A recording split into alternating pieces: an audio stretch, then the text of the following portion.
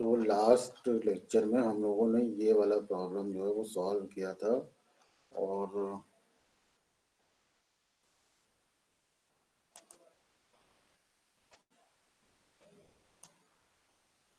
ये वाली problem. Sir sessional में आपने जितना पढ़ाया है उतना ही आएगा? हाँ हाँ बिल्कुल उतना ही आएगा, तुम पहले भी कहा है। सेशनल में कहीं पर भी, खासकर प्रोफेशनल कोर्सेज में, वही दिया जाता है आज के समय में जो कि पढ़ाया जाता है। उससे अलग देने का और सिलेबस से बाहर देने का मेन पेपर में कोई औचित्य नहीं है। जो चीज़ नहीं पढ़ाई जा रही, जो सिलेबस में, वो चीज़ क्यों दी जाएगी, वो क्यों दी जानी चाहिए।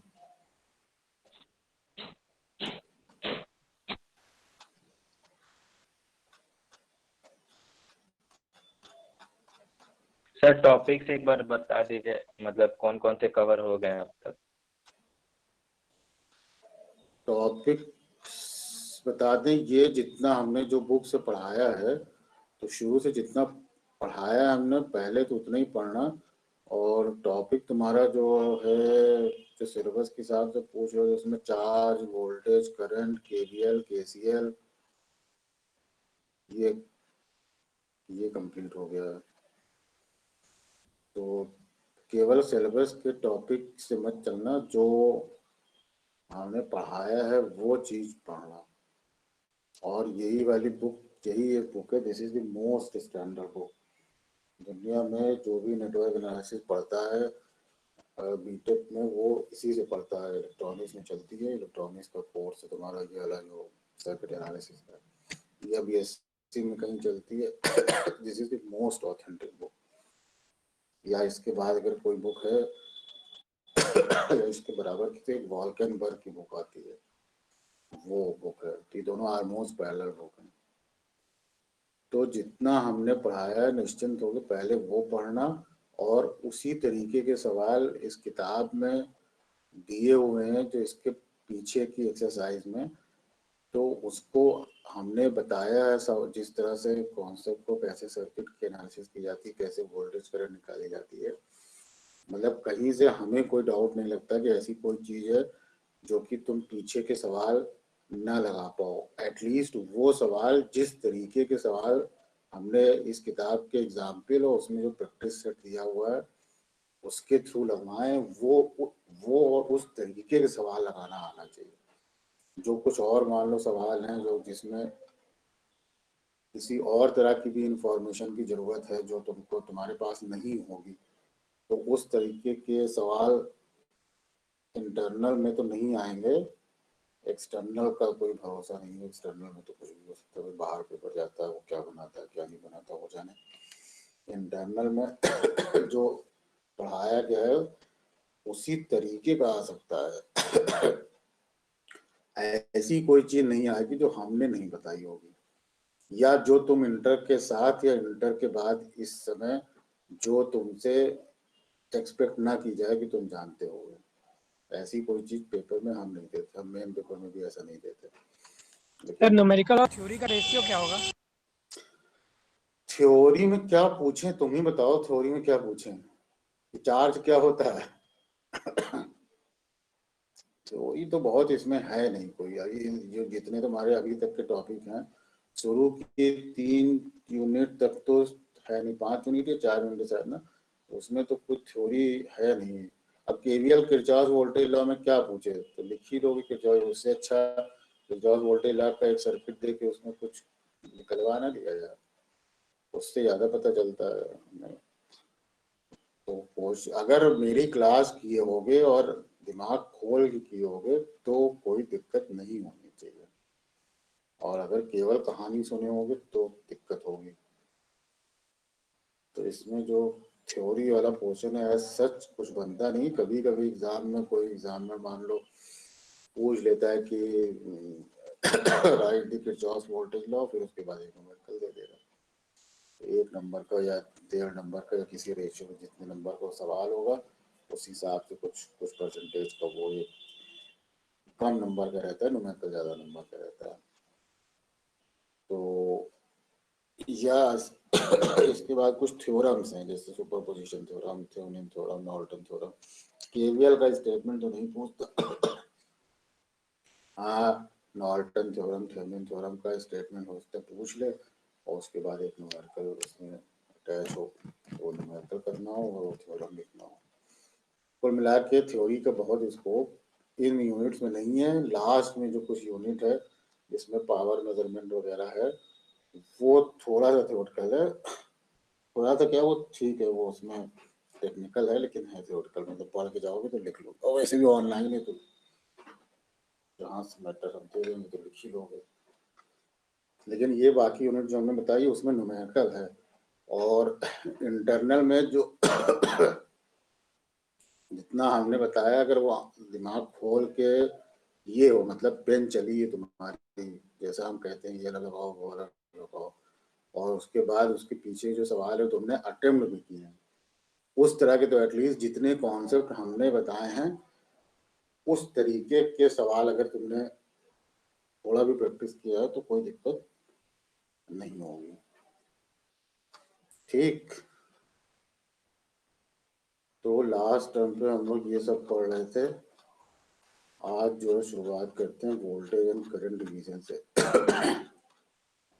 मेरी समझ से तो इसमें ये तो चीज इंटर में है, यहाँ पे थोड़ा सा उसको इलेबोरेट कर रहे हैं। अभी तक कोई बहुत नई चीज केवीएल केसीएल बताया, चार्ज बताया, बस उसको रिफाइन और किया है ठीक से, मतलब उसका बिल्कुल कॉन्सेप्ट क्लियर किया।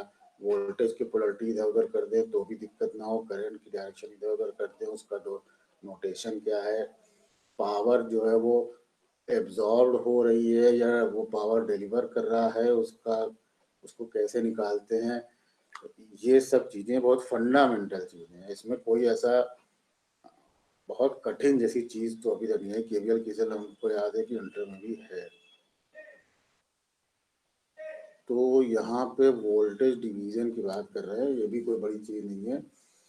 यहाँ पे देख रहे होगे कि यहाँ पे एक सर्किट है, इसमें स्क्रीन स्क्रीन दिख रही है ना मेरी, क्यों भाई? Yes sir. हाँ, तो एक वोल्टेज जो है यहाँ पे लगी हुई है, मान लो कोई सोर्स वोल्टेज होती, और यहाँ पे कोई एक रेजिस्टेंस है, दो रेजिस्टेंस सीरीज में है, इसके क्रॉस वोल्टेज की पोलरिटी दी है, वैल्यू दी है, वगैरह वगैरह सब दिख रहा है, कोई ऐसी बात नहीं है। इसमें केवीएल लगाओगे तो V equal to V1 plus V2 आएगा। जिससे केवीएल ना लगे वो बताएगा कि इसमें नहीं बन रहा है। और इसमें करंट I फ्लो कर रही है तो V1 IR1 हो जाएगी, IR2 हो जाएगी, यहाँ से I की वैल्यू निकालोगे तो V upon R1 plus R2 हो जाएगी। इसमें ऐसी कोई बात नहीं है। तो वोल्टेज अगर इस वाले रजिस्टर के क्रॉस निकालोगे R2 के क्रॉस, तो V2 जो है IR2 होगी, I यहाँ से निकाल लियो V upon this much, R2 से मल्टीप्लाई कर दिए तो this much multiplied by R2, तो this much multiplied by R2। इसको ऐसे लिख सकते हैं, R2 इधर कर लिया, V को इधर कर लिया, तो V1 जो है R1 upon R1 plus R2 times V हो जाएगी। यानी जिस भी रजिस्टर के क्रॉस तुम वोल्टेज निकाल रहे हो, जैसे यहाँ पे R1 के क्रॉस निकाल रहे हैं वोल्टेज,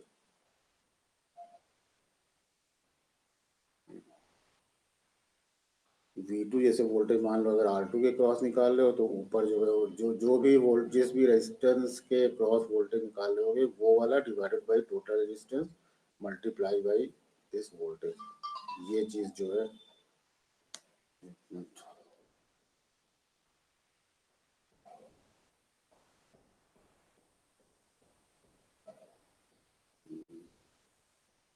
तो यहाँ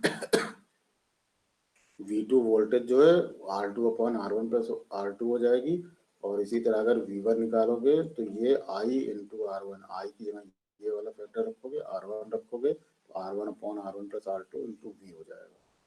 तो कुल मिला के बात ये वैसे भी निकालोगे, ये केवल बता रहा है कि जनरलाइज्ड वे में अगर कोई kth रजिस्टर है तो उसके क्रॉस वोल्टेज अगर इस तरह की सिचुएशन है, इस तरह की सिचुएशन है, तो वहाँ पे kth जो कोई अगर रजिस्टर है उसके क्रॉस जो वोल्टेज है वो वाला register divided by total register और मल्टीप्लाइड बाई V, ऐसे आ जाएगा। जैसे अब इसमें कोई थ्योरी जैसे तो है नहीं, इसमें क्या पूछेगा आदमी, थ्योरी में कुछ नहीं पूछ सकता। ये न्यूमेरिकल जरूर पूछ सकता है कि जैसे कह रहा है कि डिटरमिन वी एक्स मानी ये वाली वोल्टेज, इस सर्किट में वी एक्स ये वाली वोल्टेज पता करनी है। तो इसको वोल्टेज करने का ही तरीका है, जैसे ये वाले में बता रहा है कि इस तरीके की सिचुएशन हो, इस तरीके की सिचुएशन हो तो क्या करोगे, अगर दो इस तरह से रजिस्टर सीरीज में हो तो जिस भी रजिस्टर के क्रॉस वोल्टेज निकालनी है वो वाला register divided by total register multiplied by voltage. देखो यहाँ पे ये वाली वोल्टेज वी एक्स निकालनी है, तो यहाँ पे ये वाली जो पिछले वाले सर्किट में सिचुएशन थी वो तो बन नहीं रही है, तो वैसी सिचुएशन बनाते हैं। तो वैसी सिचुएशन बनाने के लिए क्या करें कि इस रजिस्टर और इस रजिस्टर का जो पैरेलल कॉम्बिनेशन है वो निकाल लें। तो 6 और 3 का पैरेलल कॉम्बिनेशन पिछली बार निकलवा भी रहे थे और ये तो बचपन से पढ़ते आए हो, तो ये 2 ओम हो जाएगा। तो यहाँ पे इसके यहाँ 2 ओम लगा दिया। और ये कर पाने में हम इसलिए सफल हो रहे हैं क्योंकि ये वोल्टेज हमको निकालनी है वी एक्स, जो कि इस रजिस्टर के क्रॉस है। तो चूंकि ये वाला रजिस्टर और ये वाला रजिस्टर पैरेलल में लगे हुए हैं, तो इसलिए इन दोनों का अगर हम पैरेलल कॉम्बिनेशन कर लें तो जो वोल्टेज इसके क्रॉस है वही इसके क्रॉस होगी, और वही वोल्टेज जब इन दोनों का कॉम्बिनेशन कर लेंगे, इक्विवेलेंट रेजिस्टर निकाल लेंगे तो उसके क्रॉस भी होगी। तो इसीलिए जो वी एक्स हमको निकालना है वो दोनों का इक्विवेलेंट निकालने के बाद भी हमें कोई दिक्कत नहीं हो रही है। कई बार सर्किट में ऐसी सिचुएशन आएगी कि दोनों का इक्विवेलेंट निकाला तो उसके बाद जिस रेजिस्टेंस की कोई वैल्यू हमको निकालनी है वो रेजिस्टेंस गायब हो जाएगा, क्योंकि जब दो का कॉम्बिनेशन निकालोगे तो वो रजिस्टर तो गायब हो जाएंगे, जो इक्विवेलेंट वाला आएगा वो वाला रजिस्टर आएगा। तो फिर हमको पिछले सर्किट में जाना पड़ता है। फिलहाल वो तो जब उस तरह का एग्जाम्पल होगा तो वहाँ दिख जाएगा। यहाँ पे जो है वो वी एक्स इसके क्रॉस हो जाएगा, और यहाँ पे ये जो वोल्टेज दी हुई ना 12 sin t, तो अगर इंटर में एसी वाला पढ़े होगे तो समझ रहे होगे, और अगर नहीं पढ़े हो तो भी कोई बात नहीं। यहाँ पे डीसी वोल्टेज जो होती है 2 वोल्ट 5 वोल्ट 8 वोल्ट 1.5 वोल्ट जो अभी तक सवालों में देखते थे वो डीसी वोल्टेज होती है। और उसके वोल्टेज का सोर्स जो है उसका सिंबल यहाँ पे केवल प्लस बना होता है, यहाँ माइनस बना होता है। ये सोर्स जो है वो एसी सोर्स है। एसी मतलब वो करंट वो वोल्टेज जो हमारे घरों में आती है। डीसी मतलब मोटा मोटा वो जो सेल या बैटरी से मिलती है। तो एसी का इस तरह का सिंबल होता है, प्लस माइनस बना होता है, बीच में से साइनसोइडल कर्व जैसा बना होता है। तो उससे कोई घबराने की जरूरत नहीं है। यहाँ पे जो भी वोल्टेज है उसको वैसे ही मान के चलो जैसे कि कांस्टेंट कोई वोल्टेज है। ये अलग बात है कि ये वोल्टेज टाइम के ऊपर डिपेंड करती है। तुम ऐसे ही ट्रीट करो जैसे कि वोल्टेज कांस्टेंट है, जैसे डीसी वाली वोल्टेज अभी तक करते आए थे। तो ये वोल्टेज हो गई, ये 4 ओम का हो गया, ये 2 का हो गया। यहाँ पे वी एक्स निकालना है, इसके क्रॉस निकालना है, तो ये वाला register divided by total resistance 2/4 plus 2 2/6 और multiplied by 12 sin t। 2/4 plus 2 और multiplied by that voltage 12 sin t। तो सॉल्व कर लो तो 4 sin t आ जाएगा। है सिंपल, ऐसा जरूरी नहीं कि ऐसा करो, ऐसा इसलिए बताया जा रहा है क्योंकि जल्दी से करने के लिए ऐसे कर लोगे, वरना तो ऐसा कोई बात नहीं है। इसमें करंट निकाल लो, तो करंट निकालोगे तो this voltage divided by total resistance आएगा, फिर उसके बाद उस करंट को इस रेजिस्टेंस से मल्टीप्लाई करोगे तो ये वाली वोल्टेज आएगी। उस रेजिस्टेंस को इस वाले रेजिस्टेंस से मल्टीप्लाई करोगे तो ये वाली वोल्टेज आएगी। निकल वैसे भी जाएगा। ये सब इसलिए बताया जा रहा है कि जल्दी से करने के लिए, या अगर एग्जाम में कह दे कि इसी तरीके से करो तो फिर कर पाओ।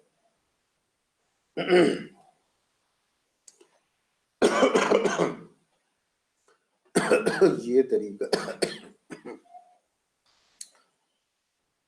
तब है जबकि वोल्टेज कैसे डिवाइड हो रहा है। यहाँ पे जो है वो करंट डिवाइड हो रही है। तो यहाँ से मान लो इस वाले सर्किट में कोई करंट एंटर कर रही है, तो यहाँ पे जो है वो बाइफरकेट हो जा रही है, एक I1 इसमें जा रही है, एक I2 इसमें जा रही है। तो अब यहाँ पे एनालिसिस कैसे होगी, कह रहा है कि करंट फ्लोइंग थ्रू R2 अगर निकालनी है तो R2 के क्रॉस जो करंट फ्लो कर रही है I2 वो होगी इसके क्रॉस जो वोल्टेज है, जो वोल्टेज इसके क्रॉस ही पैरेलल में है वही वोल्टेज इसके क्रॉस है, वही वोल्टेज इसके क्रॉस V वोल्टेज है। तो V अपॉन क्या होगा R2, तो और V वोल्टेज यहाँ पे क्या हो जाएगा, इसके क्रॉस जो वोल्टेज है वो क्या हो जाएगा I हो जाएगा, ये वाली करंट हो जाएगी, और R1 R2 का जो पैरेलल कॉम्बिनेशन है वो हो जाएगा। तो यहाँ पे इस तरीके से डिनोट करते हैं R1 R2 के पैरेलल कॉम्बिनेशन को। तो I और फिर parallel combination of R1 R2 divided by R2, R1 R2 की पैरेलल कॉम्बिनेशन जानती हो R1 2, तो ये सब एनालिसिस करके I2 equal to this one आ जाएगा, I1 इक्वल टू दिस आ जाएगा।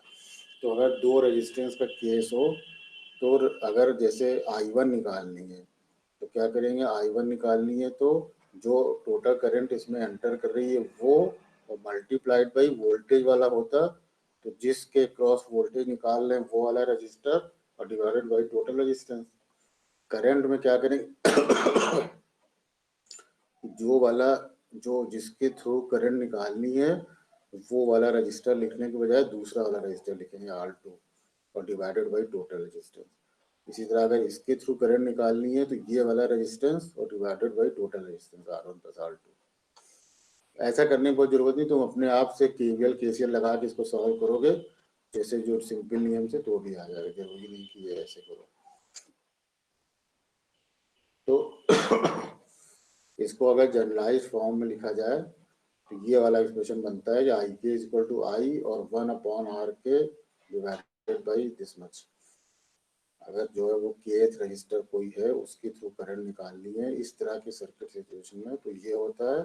और मोर जनरलाइज जो स्टेटमेंट है वो ये IK equal to I times GK upon G1 plus G2। ये वाला जो एक्सप्रेशन है ये पिछले वाला जो रेजिस्टेंस वाला एक्सप्रेशन था जो वोल्टेज डिवीजन वाला उसी के एनालॉगस है।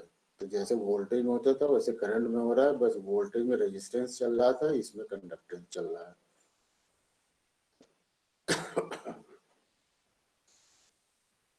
अब जैसे मान लो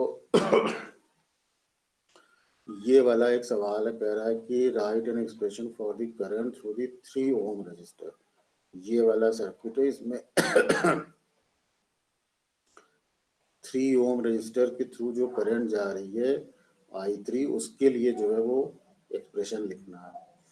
तो इसमें जो है वो I3 के लिए एक्सप्रेशन लिखना है, तो यहाँ पे IT के लिए एक्सप्रेशन निकाल लिया। IT जो है इसमें ये जो ये वाला I3 है वो ये वाली करंट है यहाँ से जो जा रही है, तो ये वाली करंट का एक्सप्रेशन क्या होगा, यहाँ पे जो वोल्टेज होगी ये वाली वोल्टेज और डिवाइडेड बाई टोटल रेजिस्टेंस कितना है ये 4 ओम का प्लस इसका कॉम्बिनेशन 6 और 3 का कॉम्बिनेशन, 3 और 6 का जो पैरेलल कॉम्बिनेशन है वो 2 होगा। तो ये वाला रजिस्टर प्लस ये वाला रजिस्टर तो 4 प्लस 2 टोटल रेजिस्टेंस 4 प्लस 2 हो गया, और टोटल वोल्टेज जो है इसमें 12 sin t है, तो 12 sin t divided by this much तो 2 sin t। तो ये वाली जो इसमें करंट फ्लो करेगी वो जो है 2 sin t होगी। अब 2 sin t इसमें आएगी, कुछ करंट इसमें जाएगी कुछ करंट इसमें जाएगी और दोनों करंट फिर कंबाइन होकर वापस इसमें आ जाएगी।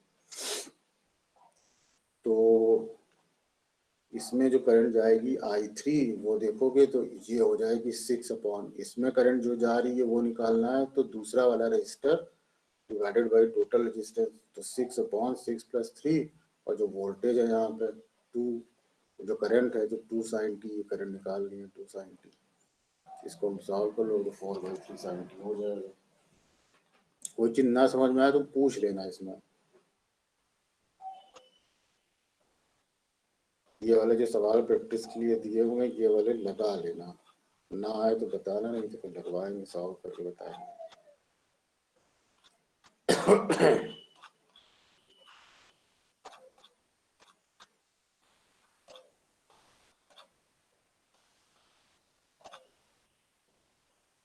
ये सब सवाल जैसे देख रहे हो इसमें अच्छा से जो है ऑर्गेनाइज करके दिया हुआ है कि KCL के सारे सवाल एक साथ दिए हुए हैं, KVL के सारे सवाल एक साथ दिए हुए हैं। अब जैसे ये सब KCL के सवाल दिए हुए हैं,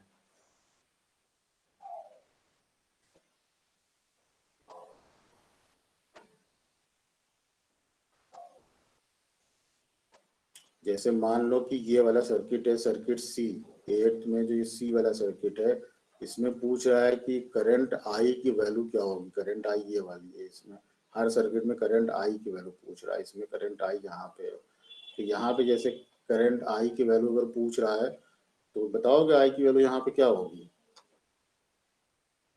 ये जो सर्किट है सिंपल सवाल है, इसी तरह के सवाल जो है उम्मीद करो कि आएंगे।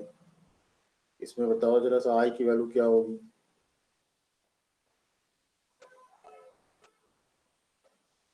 बताओ भाई कोई नहीं, इसमें ऐसे ही सवाल आएगा। इसमें बताओ आई की वैल्यू, इसमें कोई कठिन चीज तो पूछे नहीं, सिंपल है।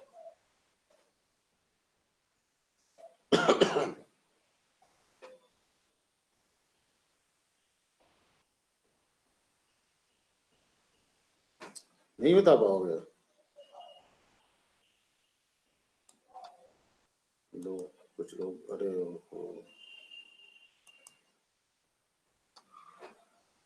सॉरी मैंने देखा ही नहीं जो है, वो इतने लोग वेटिंग में हैं। तो बताओ भाई, ये जो करंट इस वाले सर्किट में पूछ रहे थे, इसमें करंट क्या होगी। सर 19.5। हाँ, ये कहाँ से आ गया। ये 19.5 कहाँ से पाया, कैसे आया। सर ए वाले ऑप्शन में रेजिस्टेंस तो लिखा ही नहीं है। हाँ, ये वाले ऑप्शन में रेजिस्टेंस तो लिखा ही नहीं, तो बात तो सही है। तो नहीं लिखा तो या तो ये कहो कि इनसफिशिएंट इंफॉर्मेशन है। कुछ सवाल में ऐसा भी पूछा जाता है, कुछ एग्जाम ऐसे होते हैं जिसमें कुछ सवाल ऐसा आता है कि उसमें ये भी ऑप्शन रहता है लिखने को कि भाई इनसफिशिएंट इंफॉर्मेशन, मतलब पूरी इंफॉर्मेशन ही नहीं दी है आप तो कैसे कोई आंसर निकाले। तो ऐसा फिलहाल इसमें नहीं है, रेजिस्टेंस की वैल्यू नहीं दी है, ठीक बात है। तो वो कुछ कुछ कुछ कुछ ट्रिक लगाई जाएगी, कुछ ऐसा किया जाएगा कि बिना रेजिस्टेंस की वैल्यू के भी वो निकले। ये वाला तो बताना पड़ेगा, ये वाला नहीं बताओगे तो फिर हम आगे नहीं बोलेंगे। ये तो हद कर दोगे तुम लोग, इसका मतलब फिर पेपर न हो पाएगा तुम लोगों को, बता देना है। ये वाला सवाल बताओ भाई, ये क्या बात है। इसमें ऐसा कोई बात नहीं, इसमें ऐसी कठिन चीज होती तो हम पूछते ही नहीं, हो पूछते हैं तो उसके बाद उसको हिंट देते हैं या तो फिर उसके बाद बता भी देते हैं। इसमें ऐसा कुछ नहीं जो हमको बताना चाहिए। इसको तो तुमको ये तो ऐसा मुँह जवानी तो दिख रहा है सामने। बताओ भाई,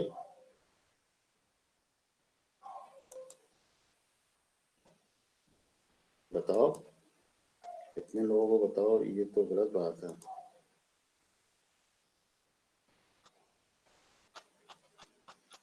ये गलत बात है भाई, ये तो तुम लोग बहुत गड़बड़ करो। अगर ये वाला नहीं कर पा रहे तो समझ लो फिर एग्जाम में तुमसे होगा नहीं कुछ, ये बता दें हम। ये क्या बात, ये वाला सवाल क्यों नहीं लगाओगे, इसमें क्या प्रॉब्लम है।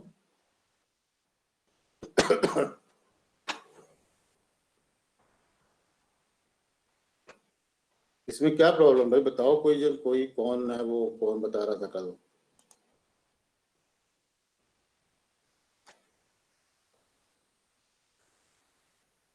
ध्रुव चौरसिया तुम बता रहे थे ना। हाँ सर बता तो रहे थे। हाँ तो फिर क्या हुआ जो है, तुम कल बता रहे थे, तो फिर ये बताओ जरा सा जो है, ये क्या बात हुई। सर सोच रहे हैं सर अभी थोड़ा। इसको सोच रहे हो तुम भाई, ये बहुत खराब बात। तो फिर अब और पेपर छोड़ के ये वाला पढ़ लेना। अब जितना भी समय है 23 को है ना इसका पेपर, मतलब जो चीज बताई जाएगी वो चीज तुम क्यों नहीं करोगे, वो सवाल क्यों नहीं तुमको आना चाहिए। कोई कठिन किया जाए, कोई उसको घुमाया जाए तो हम माने कि भाई चलो उसमें कठिन है, नहीं आ रहा होगा। इसमें क्या है, इसमें क्या है, इसमें क्या नहीं आ रहा, इसमें एकदम साफ साफ दिख रहा है। इसमें करंट आई निकालने में इतनी दिक्कत हो रही है।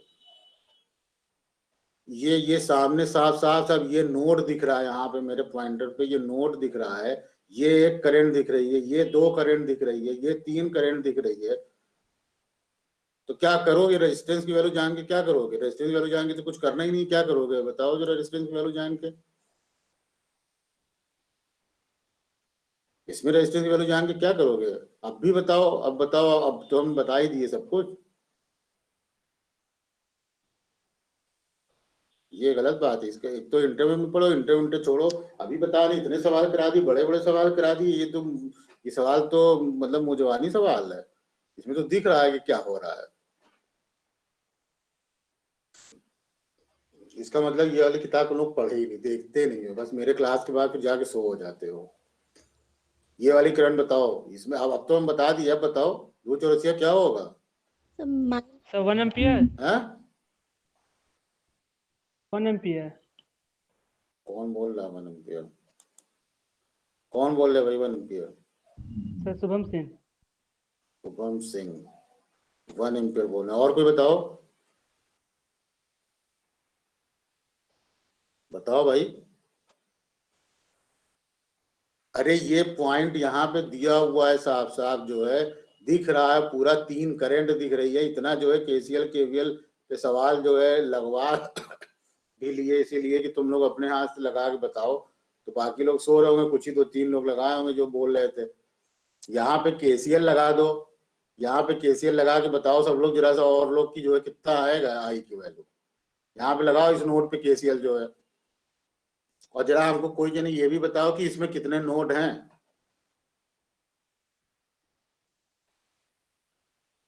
कितने नोड हैं इसमें, इस वाले सर्किट में जो हमने सवाल पूछा? इसमें 3 नोड है। सर 3 नोड होंगे। एक नोड ये साफ साफ दिख रहा है, एक नोड ये दिख रहा है, 2, और ये पूरा एक नोड है, ये पूरा एक कनेक्टिंग वायर से कनेक्टेड है। तो चाहे ये कहो चाहे इसमें कोई भी पॉइंट हो, एक ही नोड हो, तो 3 नोड हुए। और इसमें ब्रांच कितनी है? सर 4। 4 ब्रांच है, हाँ सही बात है, 4 ब्रांच है। ब्रांच नंबर ऑफ ब्रांच वो होती है जितने नंबर ऑफ सर्किट एलिमेंट्स होते हैं। तो इसमें 1 2 3 4 है। जैसे ये एक ब्रांच हो गई, ये एक ब्रांच हो गई, ये एक ब्रांच हो गई, ये एक ब्रांच हो गई। ब्रांच मतलब नंबर ऑफ सर्किट एलिमेंट जितने होते हैं उतनी ब्रांच होती है। तो लगाओ यहाँ पे केसीएल, बताओ अब भी कुछ बचा हुआ है क्या सवाल में? बताओ यहाँ पे। हद कर दी है। अरे यहाँ केसीएल अगर ये नहीं लगा पा रहा तो फिर होगा नहीं एग्जाम में, तुमसे बता दे बात। ये यहाँ पे लगाओगे तो जितनी आती हुई करंट है इक्वल टू जितनी जाती हुई करंट, एकदम तुम्हारी लैंग्वेज में बता दिया। Incoming current equal to outgoing current, और कौन भाषा में बताएं? ये आती हुई करंट 7 एम्पियर है, that will be equal to I + 6, that is outgoing current. तो I + 6 = 7, I = 7 - 6 1 एम्पियर। ये कोई सवाल है? ये तो ऐसे ही है जो है सिंपल था। आ गई बात समझ में? कनेक्ट वनेक्ट करके भाग जाते हो क्या तुम लोग हैं? क्यों भाई? सार्थक गुप्ता, सार्थक गुप्ता, अरे सार्थक गुप्ता कनेक्ट करके भाग गए? Yes sir, yes sir. सो गए थे क्या? नहीं नहीं, वो माइक ऑन करने में दिक्कत हो रही थी। तो ये जो है सवाल कर लोगे केसीएल वाला जो हम बता रहे थे? क्यों? हाँ अब आवाज ही नहीं आएगी तुमको, तो फिर समझे रहना। तो समझे रहना अपना जो एग्जाम में जैसे लगाना हो। ये सी वाले में जरा बताओ कि आई की वैल्यू क्या होगी। सी वाले में बताओ जरा आई की वैल्यू क्या होगी।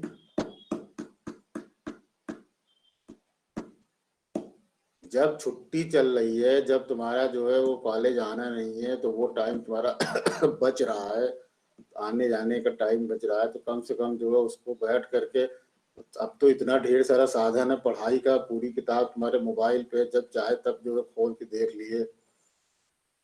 सी वाले में बताओ भाई कि करंट की वैल्यू क्या होगी, आई की वैल्यू जो पूछ रहा है।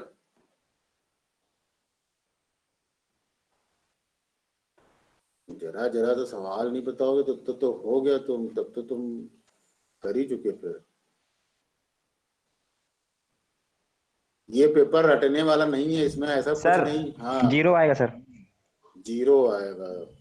एक जने बता रहे हैं कि 0 आएगा, और जने बताओ भाई कौन बता रहा है 0 आएगा? सर गौरव पांडे। गौरव पांडे, गौरव पांडे बता रहे हैं कि 0 आएगा। और कोई बताए?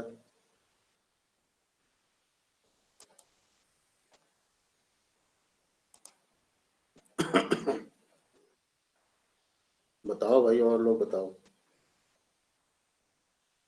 एक आंसर गौरव पांडे बता रहे हैं कि यहाँ पे 0 आएगा इस वाले सर्किट में, सी वाले में।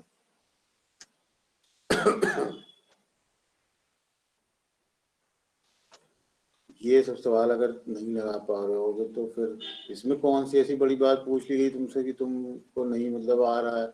इसका मतलब पता नहीं कि क्लास के बाद कभी उसके पीछे के सवाल अटेम्प्ट तो करो, और कम से कम जितने जितने तरीके से हम बताए हैं सवाल उतनी इंफॉर्मेशन बेस्ड जो प्रॉब्लम है वो तुमको आनी चाहिए। जो हम पढ़ाएंगे वो पेपर में आएगा, उसमें तुम ये बताई मत समझो कि उसमें नहीं आएगा। और किसी का कोई रिस्पॉन्स ही नहीं है, तो जब सत्यनारायण की कथा ही सुनना है तो सुन लिया करो, रिकॉर्ड करके रखे रहना, उसी को एग्जाम में चला के पढ़ना। यहाँ पे ये करंट है तो यहाँ से करंट के लिए कॉन्सेप्ट ये होता है, करंट हमेशा करंट फ्लो करने के लिए क्लोज पाथ चाहिए होता है। यहाँ पे पाथ ही क्लोज नहीं है, तो करंट कभी भी ओपन ऐसे पाथ में नहीं ट्रेवल करती है। तो यहाँ से यहाँ पे जो करंट जाएगी वो कोई करंट नहीं जा सकती। करंट यहाँ से आएगी, यहाँ पे डिवाइड हो जाएगी और उसके बाद ये सर्किट कंप्लीट हो जाएगा। बाकी करंट कुछ डिवाइड होकर इधर से जाएगी, बाकी डिवाइड होकर इधर से जाएगी, फिर इधर से आकर के यहाँ मिलकर ये सर्किट ऐसे खत्म हो जाएगा। तो यहाँ पे करंट नहीं जाएगी। करंट के फ्लो के लिए क्लोज पाथ का होना जरूरी है, ऐसे नहीं हवा में नहीं करंट जाती कहीं। तो यहाँ पे आई की वैल्यू 0 होगी।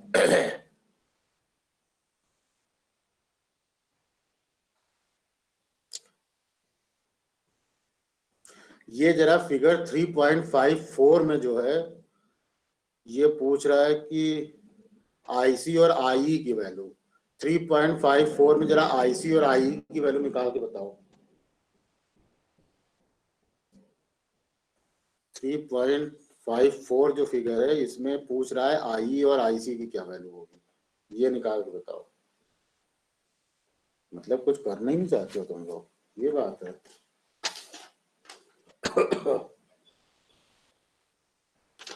बताओ जरा भाई, बताओ। बिना तो बताया तुम्हें बताना पड़ेगा। हम तो क्या सोच रहे थे, केवल क्लास करने से ये वाला सब्जेक्ट नहीं आएगा, और एग्जाम के एक दिन पहले के चक्कर में हो तो इसमें कुछ है नहीं रटने। क्या रटोगे इसमें, कुछ है ही नहीं रटने का।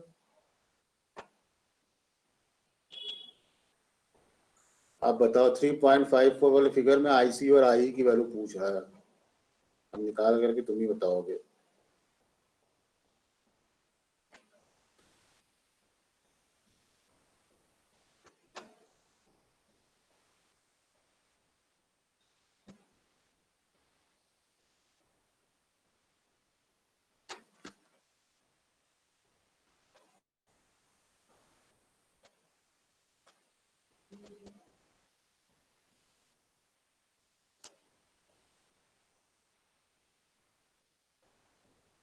ऐसे तो एकदम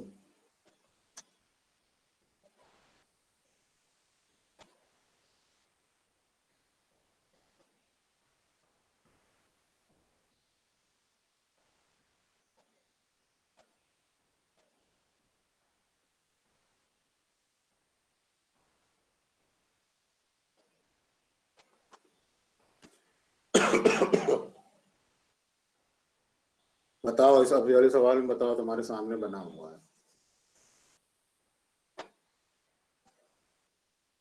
अरे माना कि जो है ऑनलाइन एग्जाम है तो कोई दिक्कत नहीं होगी, लेकिन इस वाले पेपर में न्यूमेरिकल कैसे करोगे।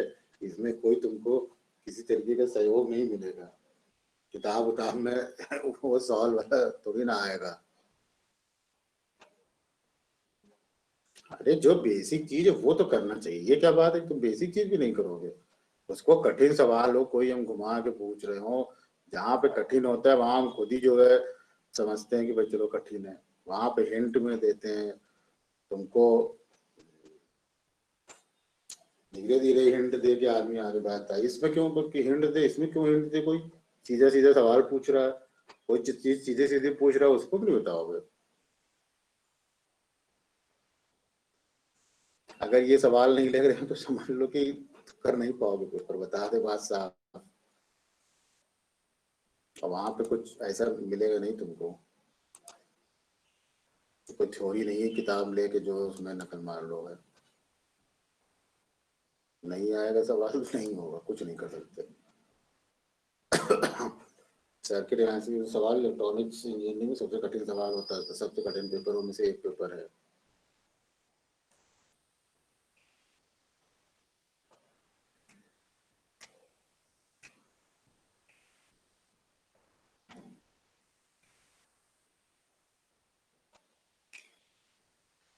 बताओ भाई, ध्रुव चौरसिया क्या कर रहे हो तुम?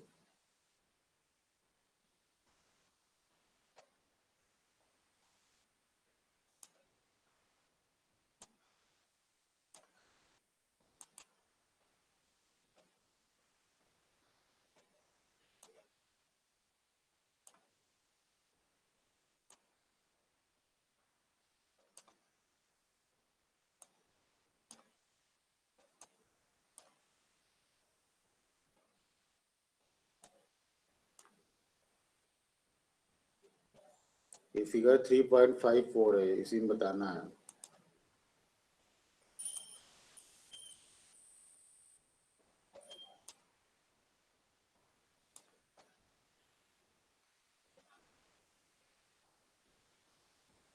शुभम सिंह, क्या होगी आई और आईसी की वैल्यू?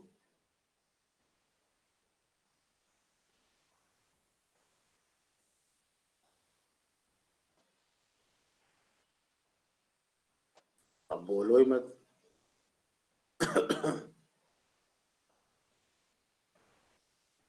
उत्तम सिंह, वो की तो कनेक्ट करके भाग गए। उत्तम सिंह, अब तुम लोग बोलोगे नहीं तो रिमूव करना हम शुरू करते हैं। कहानी थोड़ी सुननी है। ध्रुव चौरसिया आया कि नहीं आया? कर रहे हैं सर। अरे तुम 2-4 साल लगाओगे क्या इसको करने में?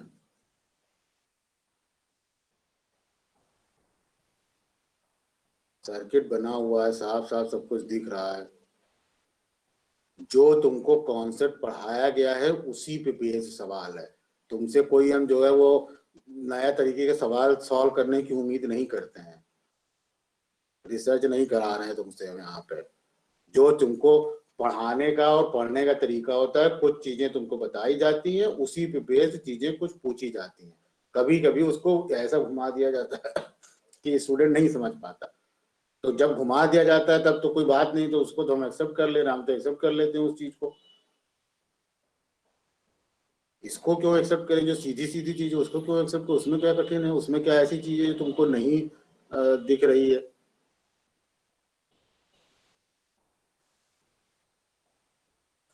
हर सर्किट एक यूनिक सर्किट होता है। यूनिक सर्किट मतलब एक यूनिक मैंने समझते होगे, तो यूनिक सर्किट होता है बिल्कुल।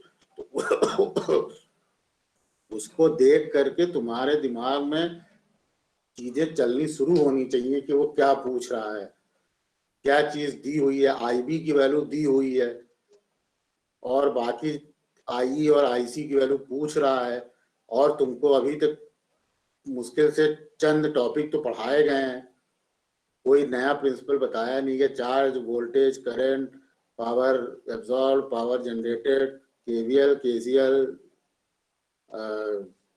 नोड पेयर एनालिसिस, मोटा मोटा सब एक ही तरह की चीज बताई गई है। ऐसा कुछ बहुत वैसी चीज तो बता नहीं दी गई कि कठिन चीज हो।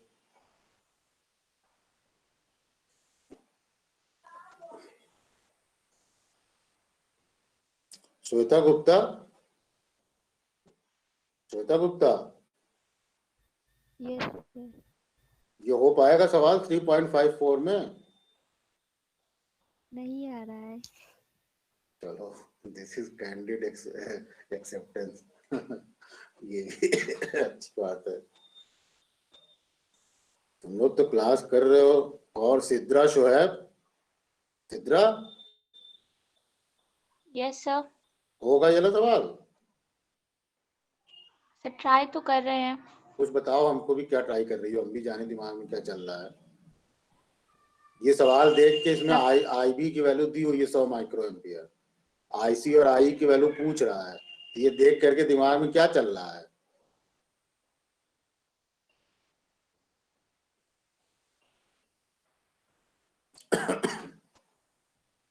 जब कुछ बताओगे तुम लोग तब तो हमको समझ में आएगा कि क्या तुम्हारे दिमाग में चल रहा है। जब बताओगे नहीं तो हमको समझ में नहीं आएगा, पता नहीं क्या सोच रहे हो। दीप प्रवीण सिंह, दीप प्रवीण सिंह, हाँ सर।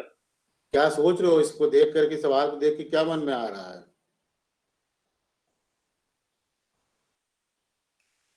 बताओ।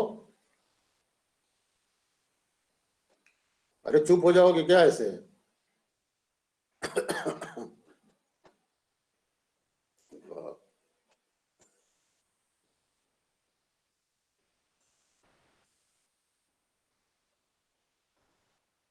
पढ़ने का सबसे आसान तरीका ये होता है कि जो भी टॉपिक हो उस टॉपिक को जितना ज्यादा से ज्यादा पढ़ लो। ना समझ में आए कोई बात सर नहीं। हाँ, सर क्वेश्चन को थोड़ा फिर से दिखा दीजिए पूरा। क्वेश्चन हम बोल तो रहे हैं बार बार, ये सर्किट बना हुआ है तुम्हारे सामने और आईबी की वैल्यू दी हुई है हाँ 100 सर माइक्रो वो एम्पियर। हाँ, क्या नहीं सर, वो मेरा ऊपर लिखा हुआ था ना, तो सर वो पढ़ रहा था तो इसीलिए सर। ये जो लिखा हुआ है, ये तो इससे कोई फर्क नहीं पड़ रहा है, इससे कोई चीज छुप नहीं रही है। ठीक सर। ध्रुव चौरसिया आ नहीं रहा है। ध्रुव चौरसिया चले गए क्या हाँ कनेक्ट सर, करके? नहीं आ रहे हैं, नहीं आ रहे सर, नहीं आ रहे हैं। हद कर दी तुम लोग, फिर होगा नहीं सवाल बता दे रहे हैं साफ बात। तो तुम जाने ही दो फिर ये वाला पेपर। और मेन पेपर में क्या करोगे, नकल कहाँ से करोगे? ऑनलाइन में ये सवाल का सोल्यूशन थोड़ी मिल जाएगा तुमको कहीं। थ्योरी थोड़ी ना है। ये और पेपर तुम्हारे थ्योरी चलती हुई कुछ होगा, किताब देख के लिख लोगे, इसमें क्या लिखोगे? ये चलो इसमें तुम, प्रैक्टिस कर लेंगे तब तक। अरे प्रैक्टिस तो छोड़ो, प्रैक्टिस तो हम ये उम्मीद करते कि हम तो ये वाला सवाल इसीलिए नहीं दिए कि तो आसान सवाल है कि अभी सब लोग कर दोगे इसको। 1 घंटा बैठना भी तो है ना एग्जाम में, ऑफलाइन है ना इंटरनल। क्यों? ऑफलाइन है ना? Yes sir. हाँ सर, ऑफलाइन है। 1 घंटे का है जैसा हमको बताया गया है। तो 1 घंटा बैठोगे तो ये वाला सवाल तो 2 ही मिनट में कर लोगे, तो इसलिए हम ये वाला सवाल नहीं दिए। तो तुम लोग तो यही नहीं कर पा रहे हो तो फिर क्या उम्मीद करें फिर? इसमें अभी अभी केसीएल लगाए हैं, इसके पहले वाले सवाल में लगाए हैं, साफ साफ लाल लाल उसमें उसने आईबी आई आईसी मेंशन कर रखी है। मतलब दिख जाए आदमी को, अगर ब्लैक में होता तो शायद सोचते कि नहीं दिख रहा है। ये आईबी करंट इधर जा रही है, आई करंट इधर जा रही है, यहाँ पे एक करंट सोर्स लगा हुआ है 150 आईबी का, ये आईसी करंट यहाँ से आ रही है। तो इसमें तुमको अगर जो है आईबी दी हुई है 100 माइक्रो एम्पियर, और इस नोड पे अगर तुम केसीएल लगा दोगे तो क्या तुमको कोई जो है वो सजा हो जाएगी? भाई 3 करंट है, आईबी दी हुई है, आई आईसी पूछ रहा है। तो यहाँ साफ साफ दिख रहा है कि इस नोड पे तुम अगर ये सब R1 R2 फार1 R2 ये सब तो जो ऐसे दिया डराने के लिए, बड़ा सर्किट देख के डर जाए आदमी। तुमको जो चीज देखनी है उस पर फोकस करो। इस पे जो है तुम लगा दो केसीएल, केसीएल लगा दो। अब तुम बताओगे, आगे कोई बताए इसको लगा करके यहाँ पे केसीएल लगा करके, अब बताओ। अब तुम बता ही दिए ना, अब बताओ। तो हम जो इतना देर से बोलते थे इतने पिछले वाली क्लास में, तो क्या हम कहानी सुना दे तुम लोगों को? लगा के बताओ जरा क्या आएगा। ये बढ़िया है।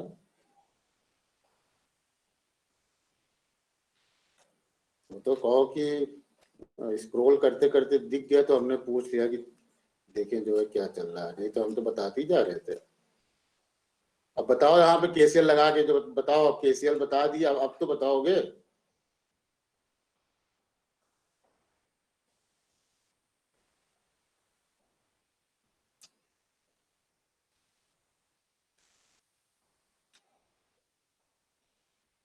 सर V2 की वैल्यू क्या है?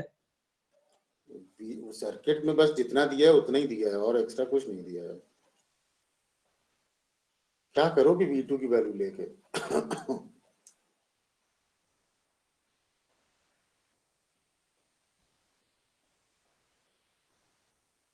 V2 की वैल्यू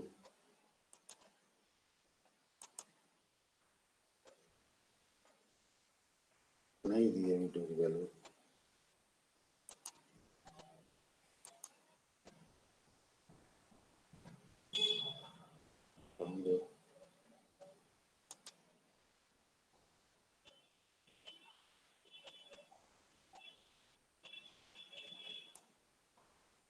ये V2 की वैल्यू नहीं दी है।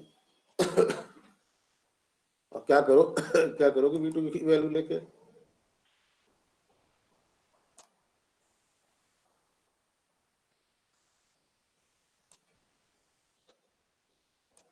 अरे भाई अब तो हमने बता दिया कि KCL लगा लो, इस नोड पे KCL लगा लो, और क्या बता दें?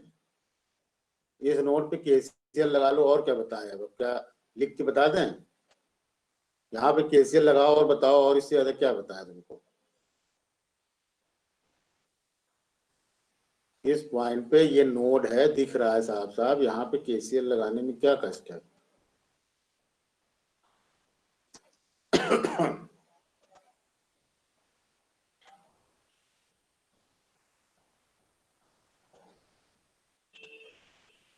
ध्रुव जोरसिया, क्या दिक्कत है यहाँ पे KCL लगाने में भाई?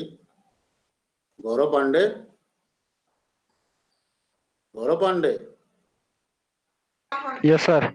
क्या कष्ट है वहां पे KCL लगाने में उस नोट पे?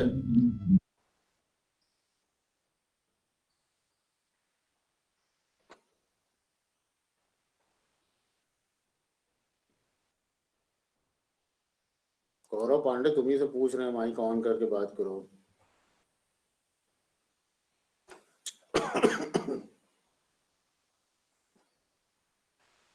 गौरव पांडे, यस सर। क्या दिक्कत है KCL लगाने में भाई? एक सेकंड सर, लगा रहे हैं सर।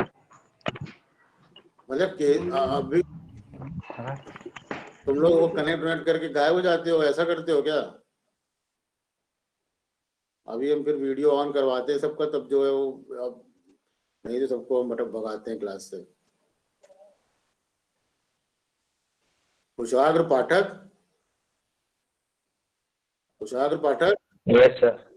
क्यों नहीं KCL लगाओगे भाई वहां पे तुम? KCL उस नोट पे लगाने में क्या प्रॉब्लम हो रही है? कम से कम प्रॉब्लम ही बताओ तो हम उसको सॉल्व करें। सर IB प्लस I हो जाएगा। KCL इस नोट पे लगाओगे तो क्या इक्वेशन बनेगा? IB plus IE। हाँ, और सर IC उधर से आ रहा है तो वो उसका पता नहीं क्या करेंगे।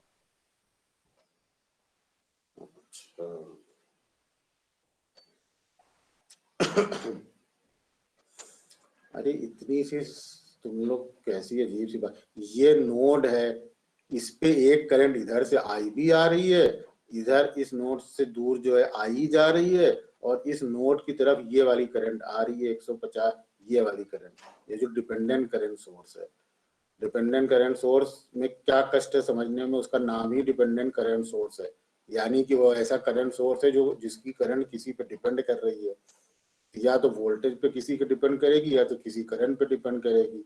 यहाँ वाले केस में वो IB पे डिपेंड कर रही है, उसकी वैल्यू 150 IB है। तो यहाँ पे इस नोड की तरफ IC तो इस नोड की बात नहीं हो रही ना, IC तो इस नोड पे आ जाएगी। यहाँ पे तो मैं नोड पे लगा रहे हो KCL, तो IB इधर की ओर आ रही है, IE इधर दूर जा रही है, और इधर 150 IB वाली करंट और इस नोड की तरफ आ रही है। तीन करंट तुमको दिख रही है। अब लगा लो कम से कम KCL, अब लगाओ KCL।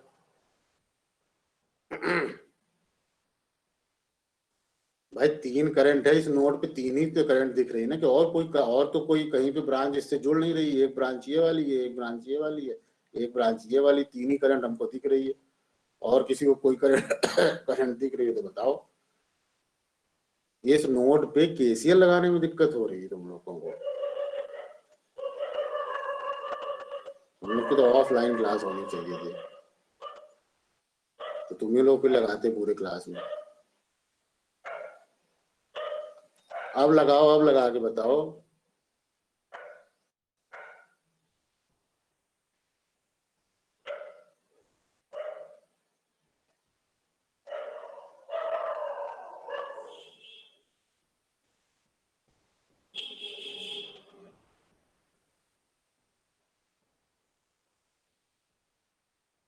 हर्ष, हर्ष अपना माइक ऑन करो। क्या है इसमें, क्या क्यों नहीं केसीएल लग रहा? सर देख रहे हैं, अभी ट्राई कर रहे हैं। हाँ बोलो महिमा, बोलो। 0.015। हाँ हाँ कुछ कुछ बोलो, सही बोल रही है, बोलो बोलो बोलो, जाओ। कितना आ रहा है? 0.015। यूनिट भी तो बोल लो। तो माइक्रो। अरे कैसे माइक्रो में बोल रही है? 0.15 वगैरह जो बोल। हाँ हाँ हाँ बोलो बोलो।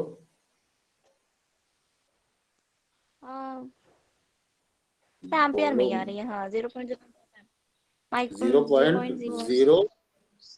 0.015। हाँ 0.015 एम्पियर, सही बोल रही हो। 15.1 मिली एम्पियर।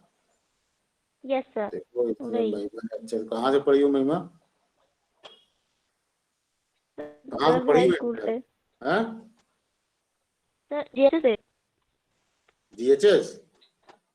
Yes sir. अच्छा बढ़िया बात है। देखो जीएचएस में पढ़ाते हैं।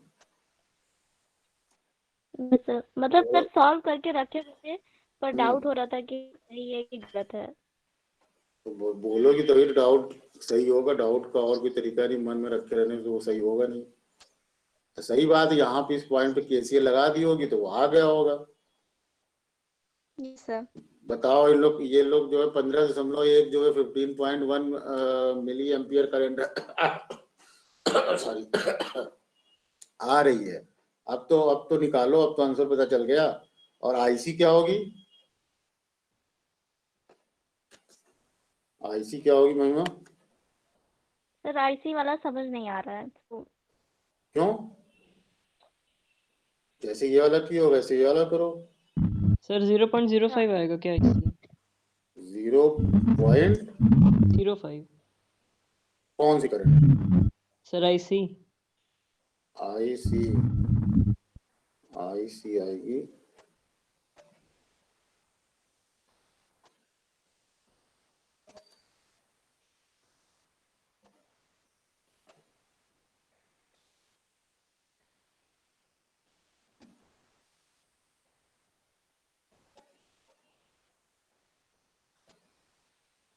कितनी बोल रहे हो? सर 0.05 आ रही मेरी। 0.05 नहीं, 0.05 कैसे आ रही है? सर वही किरचॉफ। हाँ किरचॉफ। हाँ सर। कौन सा किरचॉफ? सर केसीएल सर वही लगाएंगे ना। तो कहाँ लगाए हो, हमको तो बताओ। सर इसमें सर V2 सर उसके वो कितने रेजिस्टेंस और उस पे हो जाएगी आईसी पे, क्योंकि सर V2 से आईसी करंट निकल रही है। हाँ तो उसके बाद सर उससे हमें V2 मिल जाएगा। इतना कठिन जो है लगाने के लिए, वहां से पता नहीं कहाँ से क्या। ये वाला जहां मेरा पॉइंटर है, ये एक नोड है कि नहीं है? जहां मेरा पॉइंटर है इस समय, वहां पे नोड है कि नहीं? वो एक नोड है कि नहीं है?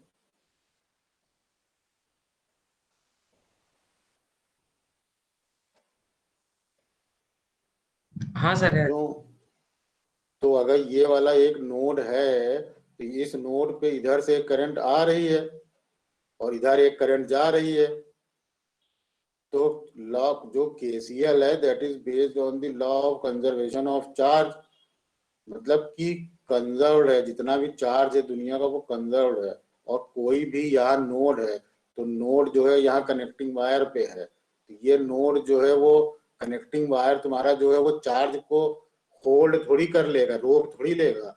जितना चार्ज जो है किसी भी नोड पे आता है उतना ही चार्ज वापस वहां से दूर चला जाता है, क्योंकि कोई भी नोड जो है किसी चार्ज को होल्ड नहीं कर सकता, स्टोर नहीं कर सकता है। इसीलिए केसीएल लॉ इसी प्रिंसिपल पे बेस्ड है। तो इसी प्रिंसिपल पे बेस्ड है, इसलिए अब बताओ इस वाले नोड पे केसीएल लगा के बताओ अब कितनी आएगी। जहां मेरा पॉइंटर वहां लगा के बताओ जरा महिमा पांडे। महिमा पांडे आप समझ में आ रहा है? Yes sir. तो फिर हाँ तो सर तो वही सही हो जाएगी ना हाँ सर, सेम ही हाँ आंसर बोलो, आएगा। कैसे सेम आएगा? इधर से ये वाली करंट आ रही है 150 IB वाली जो डिपेंडेंट है, हाँ इधर से IC जा रहा है हाँ और वो बीच में नोड है, तो फिर ये वाली करंट को तो IC तो होगा। तो आईसी की वैल्यू इसलिए क्या होगी? IC की वैल्यू 150 इंटू IB हो जाएगी। हाँ मतलब आईसी की जो वैल्यू 150 इंटू, भाई ये वाला नोड है तो यहाँ पे क्या नियम है केसीएल का? हम तो एकदम तुम्हारी लैंग्वेज में बताते हैं। केसीएल का मतलब चाहे फॉर्मल लैंग्वेज में कह लो, incoming all the incoming current equal to all the outgoing current. इसकी तरफ जितनी करंट इस नोड की तरफ आ रही है वो क्या है? आईसी है केवल। सॉरी, तो आईसी जो है टोटल आती हुई करंट है, और नोड से दूर जाती हुई करंट कौन सी है? यही वाली है 150 आईबी। अगर इस जगह पे लगा दें तो आईसी इक्वल टू 150 आईबी हो गया, और आईबी की वैल्यू जो है 100 माइक्रो एम्पियर दी हुई है, तो 150 इंटू 100 माइक्रो एम्पियर हो गया, 15 मिली एम्पियर आ जाएगा। अभी भी अगर किसी समझ में ना आ रहा है तो पूछ लो। अब क्या पूछोगे इसमें? वैसे तो अब अब हो जाएगा इस तरह का सवाल। महिमा पांडे सही है? Yes sir.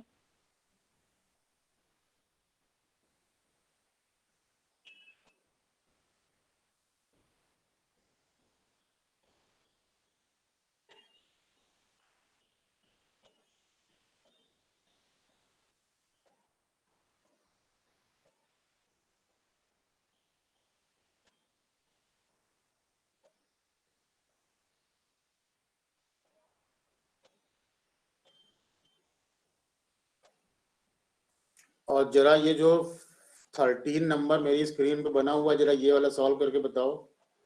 उसमें करंट I3 पूछ रहा है फिगर 3.55 में।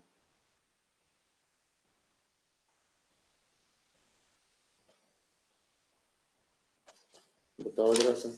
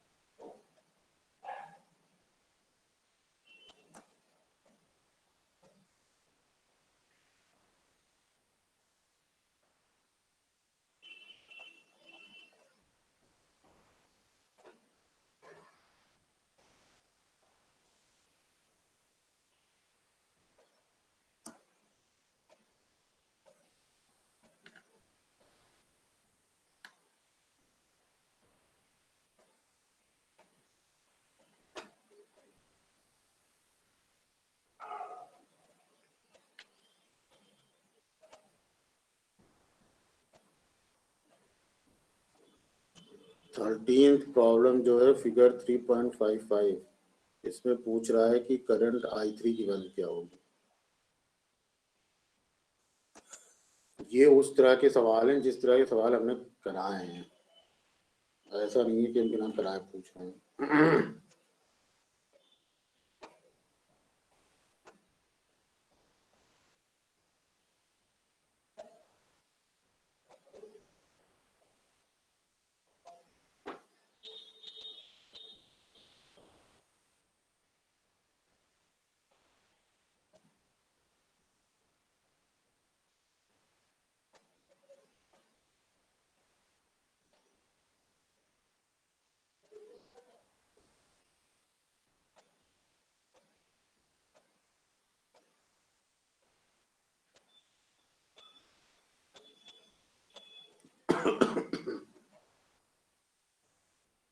महिमा पांडे को समझ में आ रहा है?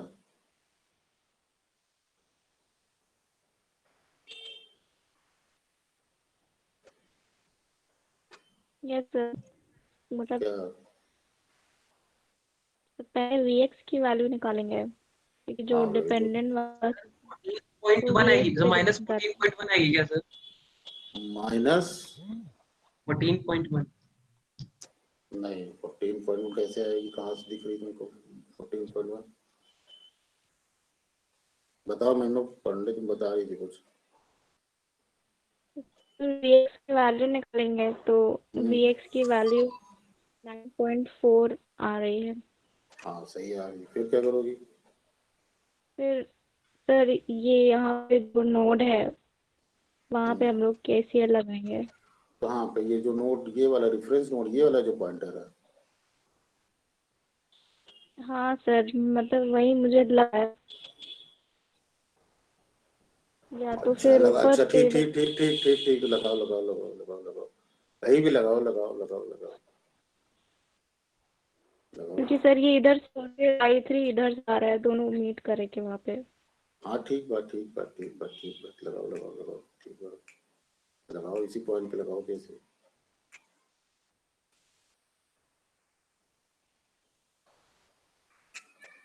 तो कैसे लगाओगी तो क्या आएगा?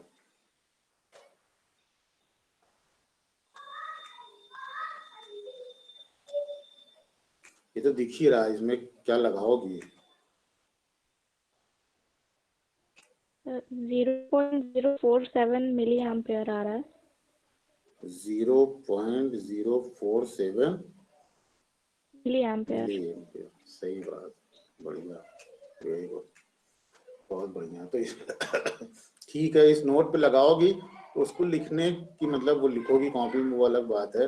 ये तो दिख ही रहा है ना कि ये वाली करंट आ रही है इधर की तरफ और I3 इधर आ रही है कि नहीं?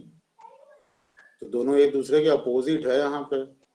हाँ, यहाँ पे अगर वैसे लगाओगी तो 5, अगर KCL लगाओगी, एक कॉमन सेंस होती है समझने की और एक होती है नियम से करना। तो नियम से करोगे तो 5Vx plus I3 equal to 0 होगा, तो I3 इक्वल टू -5Vx हो जाएगा। तो -5Vx कैलकुलेट करोगी तो वो तुम्हारा 47 एम्पियर आएगा, तो -47 एम्पियर आएगा। ठीक है ना? Yes sir. तो माइनस में 47 एम्पियर आ जाएगा, I3 की वैल्यू -47 एम्पियर आ गई। तो चाहे ऐसे समझ लो, तुमने नियम से समझा उसको कि इधर नोड लगा दिया तो KCL लगा दिया इस नोड पे, तो दिस करंट, और वैसे नहीं तो यही वाली जो 5Vx वाली करंट है यही तो इस सर्किट में घूमेगी, ऐसे चल के ये वाली करंट ही चल रही है। तो ये जो I3 है वो इसके बराबर होगी, ये तो दिख ही रहा है। चलो अभी मान लो पहली वाली पार पढ़ रहे हो तो नहीं दिख रहा होगा, तो ठीक है KCL लगा लिया यहाँ, वेरी गुड भाई, ठीक है। अभी एक्सपीरियंस नहीं है तो नहीं दिख रहा, नहीं तो ऐसे देखना चाहो तो ऐसे देख सकते हो कि यही वाली करंट इसमें ऐसे चल रही है, तो I3 यही वाली करंट फ्लो करेगी, I3 यही है, दूसरी थोड़ी है। बस ये है कि क्योंकि I3 की डायरेक्शन इसमें उल्टी मार्क है, इसलिए I3 को माइनस कर दिया, तो I3 इक्वल टू -5Vx। तो कौन बोल रहा था 41 कैसे आ रहा था भाई तुम्हारा? 41 नहीं आ रहा, -47 आ रहा है। और साइन का ध्यान रखना एग्जाम में भी, जैसे अगर मार्क कर दिया ना, सर्किट में मार्क करके कोई चीज पूछ रहा है तो फिर मार्क जो किया है उसी के हिसाब से आंसर आना चाहिए। अदरवाइज तुम अपने हिसाब से करते हो तो अलग बात है, लेकिन अगर सर्किट में कोई वोल्टेज या करंट मार्क है और फिर तुमसे पूछा है कि इसकी वैल्यू बताओ, तो उसमें साइन का ध्यान रखना जरा। तो और लोगों के भी समझ में आ गया ये वाला? अगर नहीं समझ में आया है तो पूछ लो, ताकि एग्जाम में नहीं सर पूछना बता दीजिए पड़ेगा। सर ये वाला। बता तो दिया इसने सबसे पहले ही भाई। ये करंट इस सर्किट में देखो I3 निकालना है। I3 देखो सर्किट कहाँ है, तो I3 यहाँ है, मतलब ये वाली करंट निकालनी है। ये वाली करंट इसी सर्किट में फ्लो कर रही है ना, ये वाले सर्किट में जो है ये करंट फ्लो कर रही है, यही वाला ये जो डिपेंडेंट करंट सोर्स है 5Vx, इसी यही वाली करंट फ्लो कर रही है। बस I3 में ये दिक्कत है कि I3 इसके उल्टे फ्लो कर रही है।